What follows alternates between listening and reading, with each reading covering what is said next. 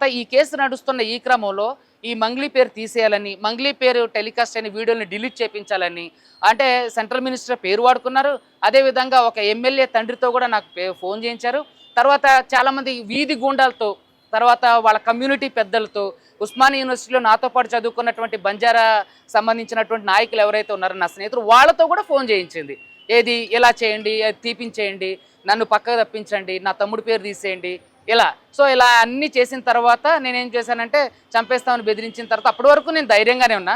So క్లయింట్లు కూడా నాతో, బాధితులందరూ కూడా నాతో పాటే ఉన్నారు. సో చంపేస్తానే బెదిరించినప్పుడు ఎందుకు ఊరుకోవాలని చెప్పేసి దాదాపుగా 22 రోజుల క్రితం ఇచ్చాము కంప్లైంట్.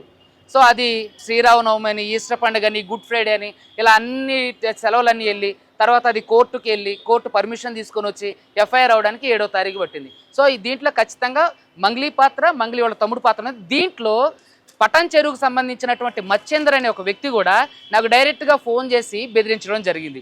సో చాలామంది ఏంటంటే మంగ్లీ బాధితులు ఇప్పుడు ఎక్కడైతే నల్గొండ, వట్టిపల్లి, తాండా ఉందో ఆ చుట్టుపక్కల ఉన్న బాధితులు నాకు ఈ ఇంటర్వ్యూలు చూసిన తర్వాత దాదాపుగా 200 కోట్లు వాళ్లే మోసపోయారని చెప్పేసాను. ఇందులో డాక్టర్లు ఉన్నారు, తర్వాత చిన్న సన్నకారు రైతులు ఉన్నారు, తర్వాత ఇది కేవలం మన తెలంగాణకు మాత్రమే సంబంధించిన ఫ్రాడ్ కదండి.